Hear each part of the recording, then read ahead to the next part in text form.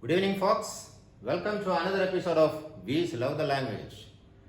Those who are newly watching my program, please press the bell icon to subscribe, like and share with your friends maximum as possible. Hope by this time, so many episodes down the line now, you have started loving the language, I believe. Once you love the language, slowly it becomes a passion, and as I told you earlier, the passion will influence you to the max and you will never be able to leave it. So the passion is very important because learning the language is also very, very important in the professional walk of life. Let it be any language. Since it's the most popular international language, this is very, very significant in our professional life. So that's why we give so much of importance to English language, and learning the grammar is of paramount importance because without learning the grammar we can't master it. And once you learn the grammar, the foundation things, it will be very easier for you. So as you know, we are at the last part of indefinite pronouns. I told you there are 17 indefinite pronouns and we crossed 12 of them, and remaining 5 we are going to take today. So without wasting much time, let me straightway go to the last part of indefinite pronouns. This is number 1 is none, one, some, somebody, someone.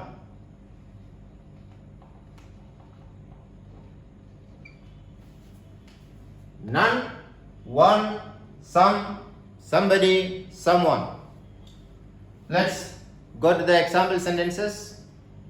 When these pronouns are used in sentences, when you come across with example statements, the meaning will be very clear to you. None means nothing specific, no material, no person, definitely unspecified, none.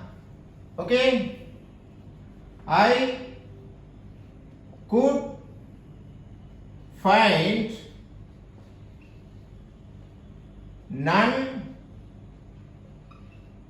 of my old pals, you know, friends.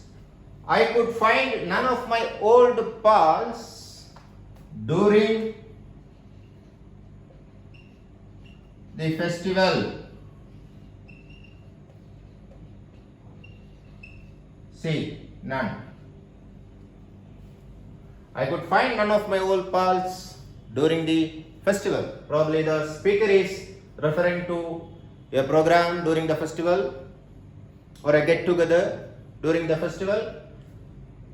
He attended it or she attended it, but that person, the speaker, could find none of his or her, that's mine, old pals during the festival. One is again one thing or one person, but we are clearly not referring to anyone or anything specific. One of you may please leave.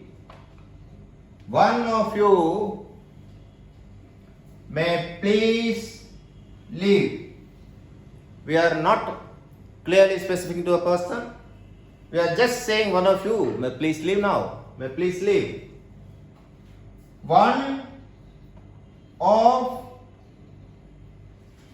the two females,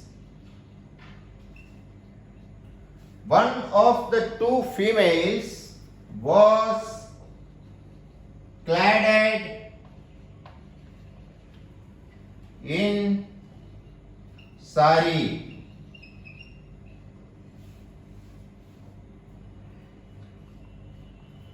one of the two females. One of the two females was clad, was wearing in sari. One is connected to was. Okay. Females and was. No connection. This is another technique, another part of English grammar that we will take on at the later part. As of now, please understand, one of the two females was clad in sari.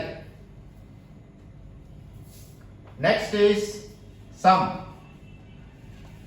Some is, we are referring to unspecified quantity or unspecified number of people. Whatever. This is again an imaginary number of people or imaginary quantity of things or materials.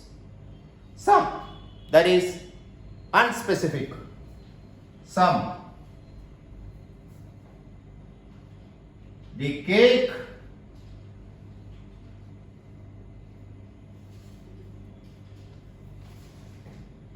looks very tasty. The cake looks very tasty. Can I have some? The guy who is looking at it, looking at the cake, seems to be a foodie, unable to control. For him or for her, the cake looks very tasty. You know, the food you cook, tasteful, all right, but the presentation is also to be very important. When the food is presented on an attractive palette, it looks tasty, it looks attractive. The person looking at it will feel like to have it immediately. The same emotion here. The cake looks very tasty. Can I have some? Next is somebody, someone. It's almost same. Somebody and someone is referring to a person, unspecified person, stranger, unknown person. Well, if you don't know or do not know, don't know the location. If you don't know the location,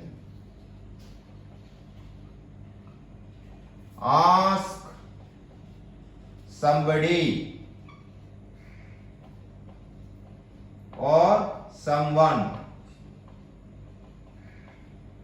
There are n number of sentences, example sentences, statements you can make, because I hope the meaning is very clear now. If you don't know the location, ask somebody, someone. If you are not sure about the time, please ask somebody.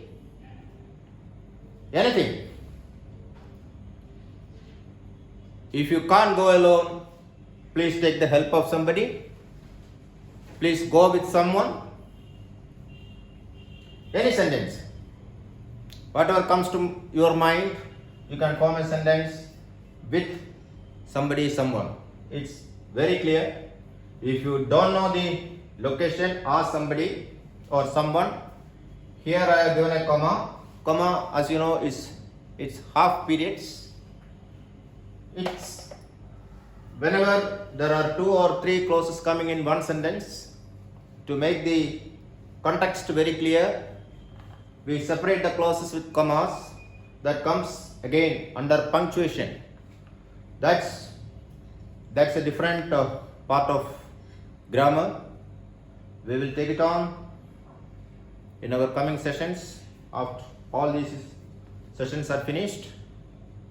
So here we come to the end of indefinite pronouns, left with demonstrative pronouns and interrogative pronouns. Let's see how we are going to take it in 2 sessions or 3 sessions, or depends how the time permits. So that's all for now. See you again next week, same day, same time. Till then, it's bye from Abhay. Good night.